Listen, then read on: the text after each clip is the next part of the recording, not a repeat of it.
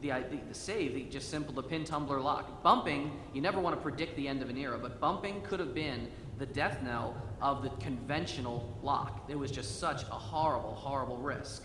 This is a technique that could be retrofitted depending on how they engineer it and how they mill the pins. It could really be the big save that people are hoping someone's going to design. So to wrap up, what locks employ these countermeasures to bumping? Not too many. Michel and Colin, Carl Edward Schulte, those are two European manufacturers that have tried some things. As I say, the only American company is Masterlock, who's coming up, but yet their solution is the most elegant, in my opinion. Maybe we'll see more of that. I sure hope we do soon. Remember, we've had a lot of fun talking about, entry that's really surreptitious and fun and intricate, but in the real world, don't lose sight of the fact that a lot of your entry that's access entry that shouldn't be granted is going to be granted by someone who's brute forcing their way in. Keep that in mind. Don't, put the $100 lock in a $10 door. Don't have your server room. Someone once said, I have this lock on my server room that would take an hour to get picked. And I said, that's great. I've been to your office, man. Your server's in a basement, and it's in a hallway where no one ever goes, and you don't have any cameras.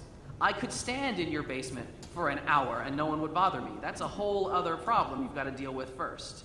What good is keeping logs on your firewall if you never run them through an IDS and never check them? What good is a high security lock if it's somewhere that a person could conceivably be for hours at a time without being disturbed? Keep that in mind, please. To wrap up, what is a good lock? Do we have any recommendations? Every one of us, we have our favorites.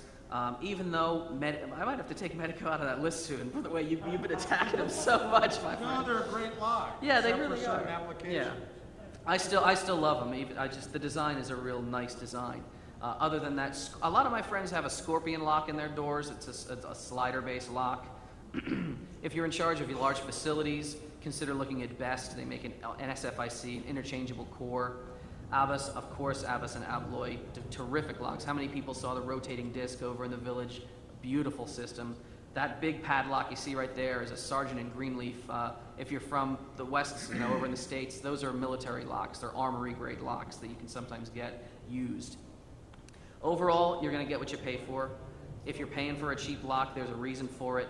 Hopefully, with the work that Marc and some others are doing in research, we'd like to say if you're paying for the expensive lock, you should be getting what you deserve there. I could wrap it up. I could turn it to you. I have a quick story, but maybe we'll save I'll show you about a bypass story at the end if we have some time. Thank you.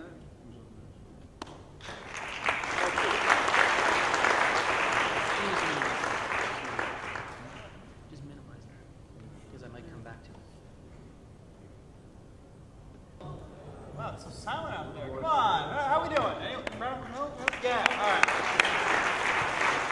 Because, we don't have to stay here. We can just do something else, but all right. All right, here at Plus, all right.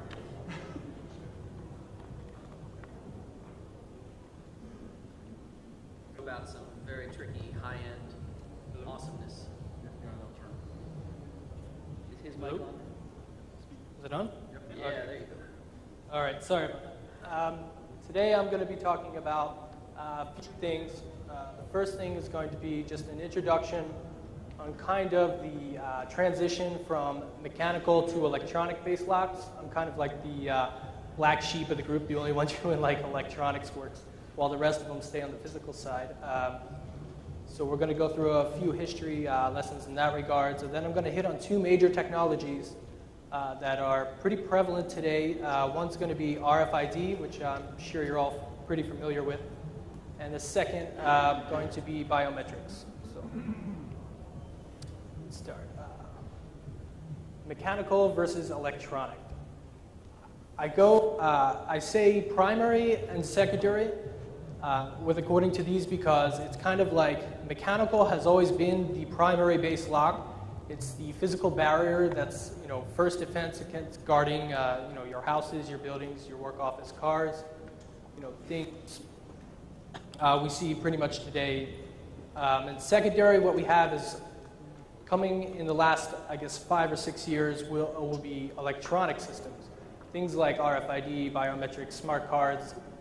These things are like a secondary technology that are not only protecting but they're also kind of like user access control. They assist in the security of the primary lock. So what we're doing is we're adding a layer of security that we must analyze when we use the electronic locks on top of the mechanical.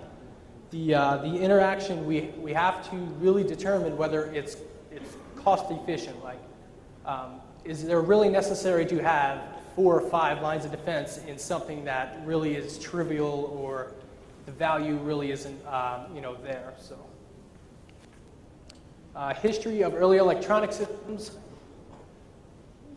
This one kind of intrigued me because it's a World War II IFF system. I'm not sure if anyone has heard of this, but it's kind of like it's a system that regards closely to RFID. It's interaction friend or identification friend or foe. What it does is it's kind of like ground control will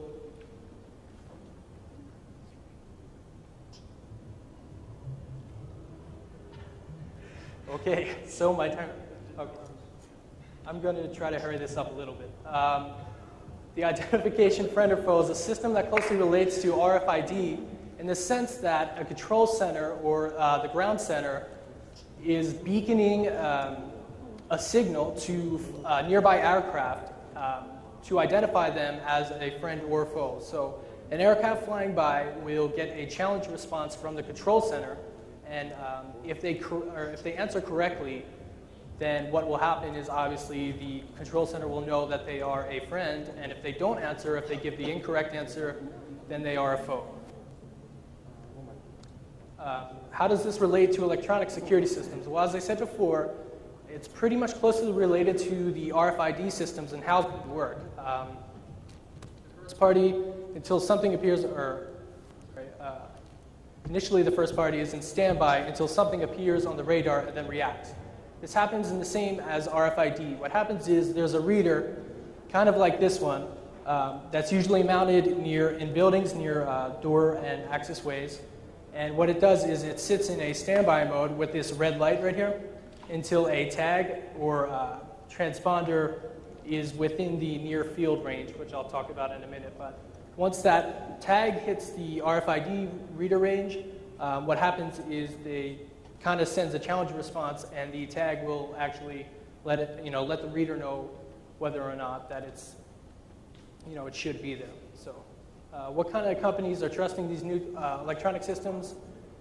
While they're not used in the same regard as like building access control like HID systems, the number one RFID pretty much contributor and users in the States I know are Walmart and the United States Department of Defense. I'm not sure if you guys have Walmart over here, but they're pretty much a giant conglomerate in the States that, they have a lot of pulling power, especially when it comes to technology. So, what they did was these two corporations pretty much gave their suppliers a date on when they could, like a finalized date on when they need to have all of their inventory shipped using RFID tags.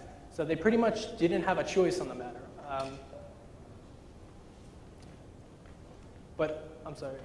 And then after that, pretty much RFID became a lot more prevalent, and a lot of the other retailers starting using RFID tags as well. So like Best Buy, Target, are some of the ones you guys have around here. A lot of these other technologies are being used all over the world. The e-passports, I know the States has the RFID reader, and I've seen a couple other ones this past week that have them as well. They all go by a global standard. So if one gets hacked, they all get hacked. The standard's the International Civil Aviation Organization. 10? Okay. All right, I have about 9 minutes to finish this up. So, basically, a person in Germany has already been able to clone the e-passports. So it's not the greatest technology. The second technology is being used now is microchipping. I don't know if you guys have heard of it, but in the States, there's pretty big usage in microchipping, implanting RFID transponders into pets. It gives them a a way to track the pets in case they get lost, in case their leash comes off. You know, my cat usually just takes it off the first thing she does. So national IDs are another way that this technology is being used. I've seen some this past week too. They usually hold a lot more information, a lot more authentication and security through encryption as opposed to the RFID cards. But this technology usually houses like biometric information, fingerprints, or facial recognition with the actual card, since they have a lot more storage capacity than the RFID counterparts. Laptop and thumb drives adding biometric functionality. This ThinkPad right here has a fingerprint scanner. So thumb drives are now adding fingerprint scanners as like a secondary technology for security. Nokia NFC is something I just saw actually in Korea. There's phones that are now being manufactured, and this is pretty much on a wide scale, that have RFID chips.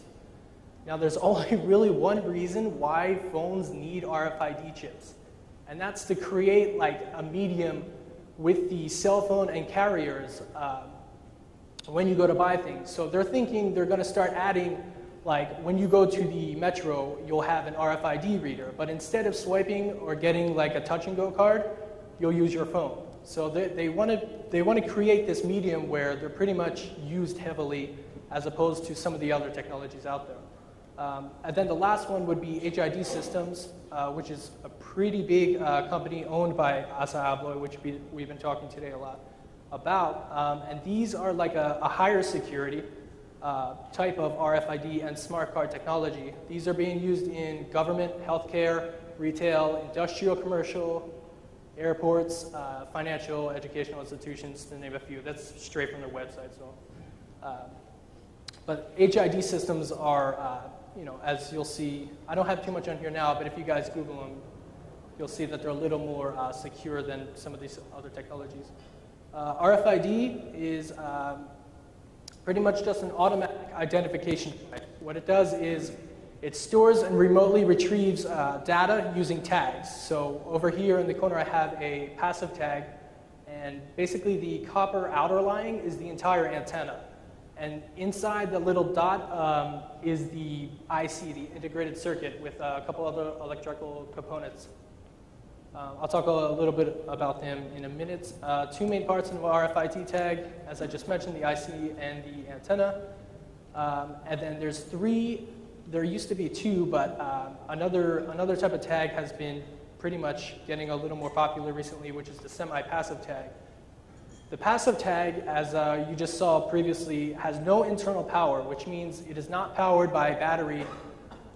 It is powered by what's called near field. And if there's any radio enthusiasts or anyone who knows about a lot of EMF, what it is basically it's how the EMF on the reader has such a power that it has a near field communications, which means there's a certain degree of area where there's enough power within that field to power the passive tag remotely. It doesn't need to be even touching the RFID reader.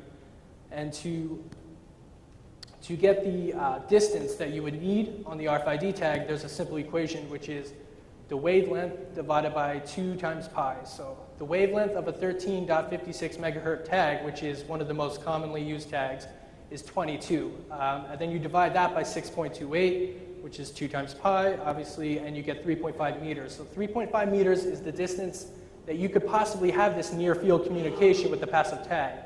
So that's the distance that needs to be activated by the reader.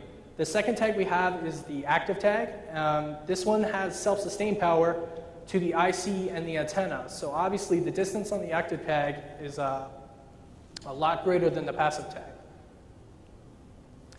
The last one, which is pretty recent, they just started creating, is a semi-passive tag. Obviously, by the name you could tell it's power supplied to the IC only, and then the antenna is similar to the passive tag.